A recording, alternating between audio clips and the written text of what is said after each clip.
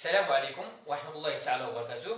Bienvenue chers élèves. Dans cette vidéo, on va essayer de travailler la dernière partie du cours de l'économie générale où on va voir aujourd'hui le chapitre de la croissance et développement.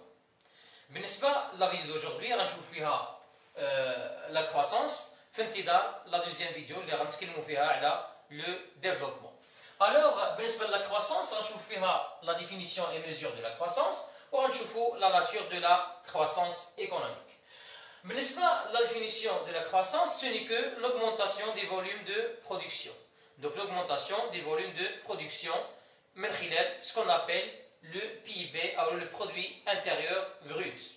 بالنسبة للمesure de la croissance, كنحسبوها انطلاقا من le taux de croissance qui est la variation de PIB.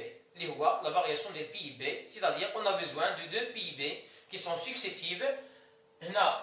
La formule générale, c'est le PIB dans l'année N, moins le PIB de l'année N-1 sur le PIB de l'année N-1 fois 100. Sachant que le PIB, il mesure la richesse créée par les agents économiques résidant dans le pays. Donc, المعدل ديالنا الاقتصادي كنقارنوا مع le taux de croissance des autres pays باش كنشوفوا le degré de croissance d'un pays par rapport aux autres pays. بالنسبة la nature de la croissance, خصكم تفرقوا بين la croissance extensive et la croissance intensive. بالنسبة la croissance extensive, هنا كنتحدثوا على l'augmentation des quantités des facteurs de production.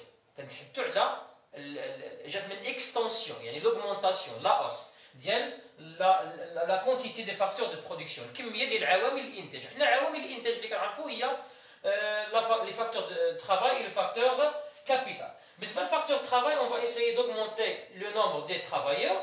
Donc l'augmentation des nombres de travailleurs va conduire à une augmentation de la production, ce qui va conduire par la suite et finalement l'augmentation de la croissance économique.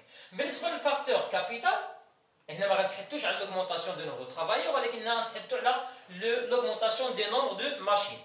Donc l'augmentation du nombre de machines, une augmentation de la capacité de production, ce qui va conduire finalement à une augmentation de la croissance économique. La croissance intensive, on ne va pas augmenter la quantité des facteurs de production, mais on va augmenter l'efficacité et la performance des facteurs de production. يعني غنرفعوا من النجاعة ديال les facteurs de production. Le facteur travail, comment on va augmenter l'efficacité du facteur travail?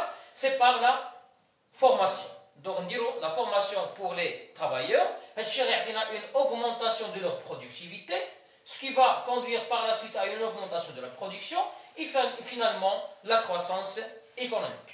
Le facteur capital, comment on va augmenter l'efficacité du facteur capital?